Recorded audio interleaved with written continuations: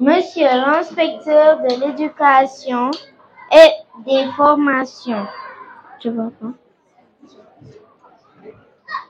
Mesdames et messieurs les conseillers municipaux. Madame la représentante de l'UNICEF. Mesdames et messieurs les représentants des ONG et partenaires. Mesdames et messieurs les représentants de communautés religieuses, catholiques et musulmanes. Chers parents et chers encadreurs, chers enfants et chers camarades, en vos rangs, titres et grades, tout protocole respecté, c'est avec une grande joie, une vive émotion et un profond sentiment de responsabilité que je prends la parole aujourd'hui en tant que mairesse élue du conseil municipal des enfants de la commune des Parcelles Assainies.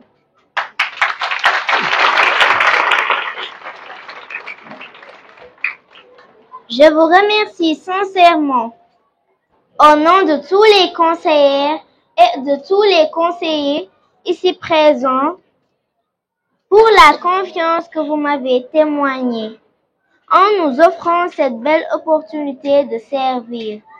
Nous en sommes honorés et nous nous engageons à en être dignes. Je tiens à exprimer toute ma gratitude à celles et ceux qui m'ont soutenu durant ma campagne. Mes parents, mes camarades, mes encadreurs et tous ceux qui ont cru en moi. Merci pour votre patience, vos conseils et votre bienveillance. Aux membres du conseil, je vous invite à prendre pleinement conscience de la mission qui nous attend. Être élu, ce n'est pas seulement de porter une écharpe. C'est porter un engagement, des engagements, des espoirs et parfois des défis silencieux. Je vous appelle à la rigueur, à l'assiduité et à l'écoute et à un engagement sincère pour les enfants de notre commune. mes adjoints, avec qui je partage cette mission, cette écharpe que nous portons est un symbole fort. Elle incarne le devoir, la rigueur, la solidarité et le service. Il nous faudra du courage, de la persévérance et surtout de l'humilité pour répondre aux attentes de nos camarades. Monsieur le maire Aboubakar Djamin Sané, je vous adresse un remerciement tout particulier. Votre vision et votre volonté de promouvoir la participation active des enfants à la vie locale sont à saluer. Grâce à vous, ce conseil municipal des enfants est aujourd'hui une réalité. C'est un pont que les enfants et la gouvernance locale. Et nous vous en sommes reconnaissants. Nous avons déjà identifié plusieurs projets prioritaires que nous souhaitons porter avec ambition et réalisme. La mise en place d'un programme, un enfant, un extrait, pour lutter contre le non-enregistrement à l'état civil. L'organisation de journées de reboisement en partenariat avec l'UCG pour sensibiliser à l'environnement. La création d'un club de lecture dans chaque école pour encourager l'amour du savoir et de la langue. La mise en œuvre d'un programme de soutien pour les enfants talibés afin de défendre leur dignité. Le développement des journées de formation citoyenne pour renforcer nos capacités et nourrir notre engagement.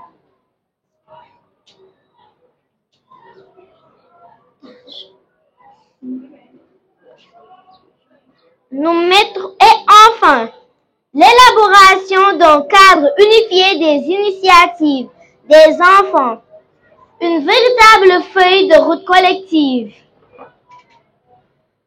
Nous mettrons un accent fort sur le respect des valeurs, sur la promotion des droits, mais aussi sur l'apprentissage de nos devoirs. Car être citoyen, c'est savoir revendiquer, mais aussi contribuer, respecter et bâtir. Chers camarades, je connais vos espoirs, vos rêves et vos besoins. Je m'engage à toute mon équipe à être votre voix, à porter vos projets, à défendre vos droits à chaque instant. Je crois profondément en un avenir meilleur pour les enfants des Parcelles Assainies.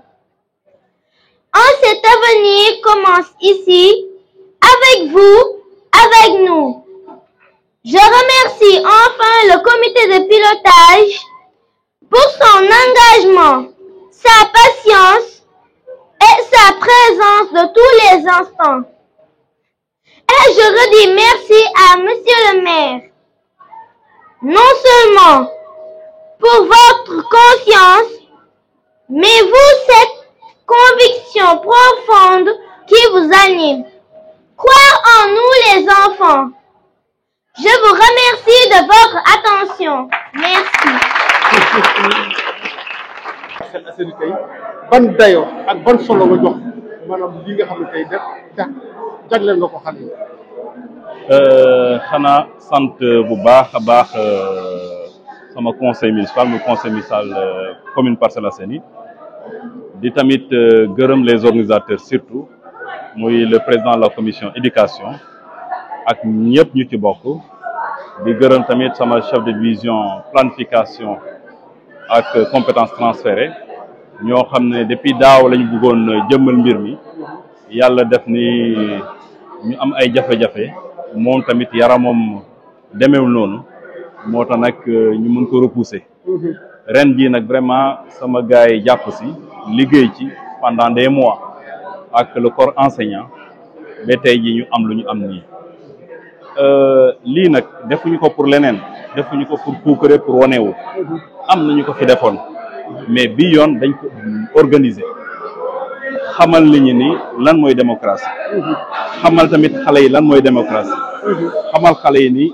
am nañ ñoom tamit seeni baat fii ci commune bi parce que am nañu xalaat dana xale nag gis loo xam bien xam loo xam ne yow muy mag mën na am sa xel demu ci ñu war a bàyyi seen xel ci ñoom te man leen impliqué parce que suba société bi si on veut vraiment changer les choses au niveau de ce pays il faudrait qu'on fasse attention à ces enfants-là il faudrait qu'on leur donne cette responsabilité-là qu'on puisse croire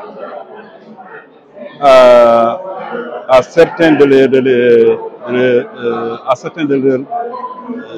leurs valeurs et aussi les laisser de s'exprimer et donner leur opinion par rapport à tout ce qui se passe au niveau de la commune.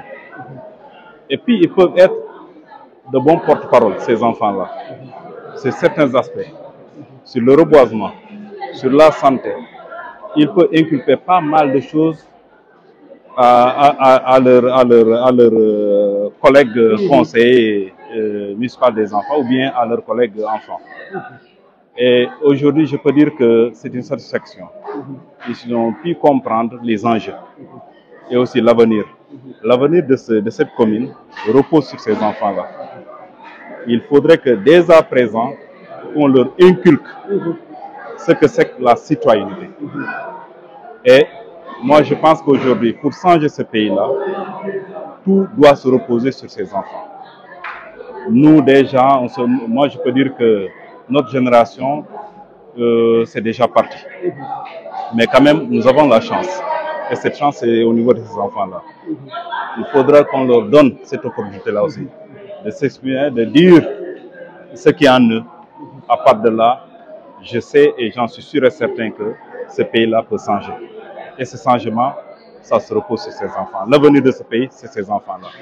Raison pour laquelle j'ai initié quand même cette compétition à l'interne pour que demain, ils ne soient pas des conseillers ou bien des adultes politiciens qui passent tout leur temps à insulter. Et ça, c'est par rapport à l'éducation qu'on leur inculque. C'est par rapport à ça que demain, on aura quand même des jeunes ou bien des adultes responsables. C'est ça qui m'a poussé surtout à organiser quand même cette cérémonie et aussi cette compétition. maire kon jàpp nañ ne daal désormais lépp looy def. waaw maanaam ci activité di nga jël xale yi. boole leen ci. xam nga tey jii en dehors de ce que lu ma leen jox nii dama leen dédier benn bureau.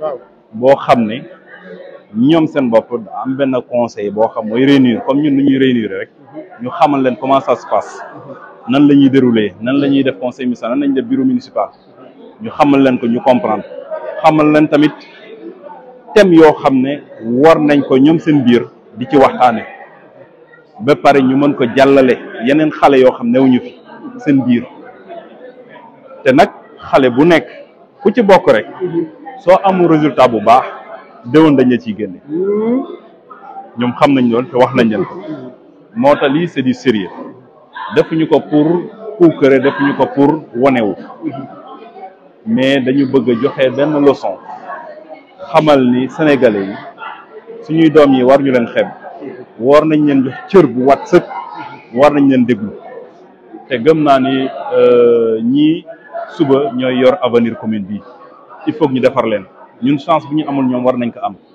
ñu jàngal leen xamal ni nan la ñu yoree commune lan mooy responsabilité nit ki du lépp loo xam ne ñëw na rek dañ la ci war a jox dara da nga war a sacrifier wu pour sa commune da nga war a sacrifier pour sa population le don de soi fii nga koy commencer ci xale bi nga jëmbat ko ci moom saa yu demee ba nekk mag nag day yomb ci moom du fi nekk di parparloo du fi nekk di wax loo xam maîtriser wu ko compétence bu nekk dafa am groupe xale buñ ko jagleel fii ñi ngay gis ni conseil ñoom yëpp ku nekk dafa am luñ la compétence buñ la jagleel si compétence boobu nag dañ la ciy tàggat ba nga mën ba nga comprendre loolu bu subaa soo taxawee di wax nañ xam ne xale bi lu muy wax nii daf ko maîtriser parce que dañu am 9 compétences transférées si 9 de compétences transférées groupe xale bu nekk dañ lay jàngal loolu nga xam ko ndax ñoom ñooy avenir Sénégal ñooy suñu avenir commune il faut que ñu bàyyi suñu xel bu baax a baax luy defar suñu commune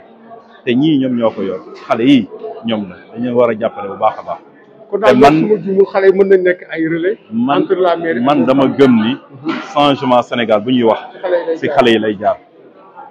On ne peut pas changer un pays sans pour autant qu'on ait quand même des jeunes enfants éduqués. Et cette éducation, ça se repose, c'est un processus.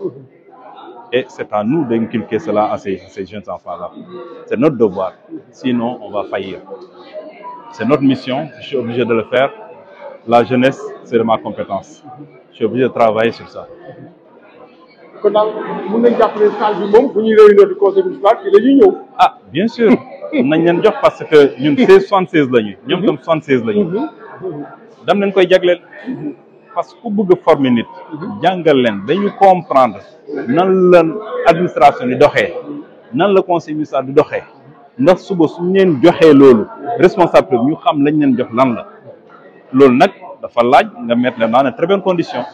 loolu moo tax ñu jagleen lii yëpp ñu defal leen moo tax moo jox leen bureau ci kaw maire bi day am bureau mu am chef de cabinet om loolu nag man dam leen accompagner léegi adjoint tamit dañuy liggéey directement ak adjoint maire yu fi nekk ñooñu tamit xamal leen ñoom luy seen rôle xamal leen nan la ñuy doxee les présidents de commission de même ñoom tamit dañuy liggéey ak président commission yoo xam ni conseil municipal la ñoom ñoo fi nekk ñu waxtaan ak ñoom ñu xamal leen comment ça se passe lan mooy commission lan mooy président commission lan mooy commission lan moo ci nekk commission bu nekk ban cër lañ leen jox luñ leen jagleel ñu xam ko charge yi ñu xam ko ndax bu subaa bu nit di wax sa si biti mun nañ ko corriger nekk ah du loolu nii ak nii ak nii la loolu deuxièmement nous ça nous aide man ça doit m'aider sur ces différents domaines de compétences ñoom tam mun nañu implémenter ah maire fii amul lampe pourquoi lii ak lii ak lii ma expliquer leen wax leen les raisons su ma nee suñ ma interpellé c'est des choses yoo xam ne aw ma ko ma ne leen aw ma ko parce que lii ak lii moo tax mais fii ak jamono loolu mën na sotti yooyu nag baax na nga ci waxtaan ak xale yi gën leen tàggat ci loolu nag moo waral tey jii ñu installé lii moo tax ñu installé lii te yàgg nañ ko installé mais bii dañ ko jox beneen dayoo moo tax yéen ngeen fekkee élection bi de façon démocrate cette démocratie participative la ñu bëgg a jëmmal tamit ci xale yi ñu xam ne parfois mën nga discuter ak nit ki doo ko saaga te pourtant bokku leen benn opinion loolu nag léegi ngay yar xale yi ci loolu ñu xam ko lii moo waral sérieusement la mise en place de ce conseil communal des enfants de la commune des Parcelles Assainies di gërëm ñëpp di sant ñëpp salaamaaleykum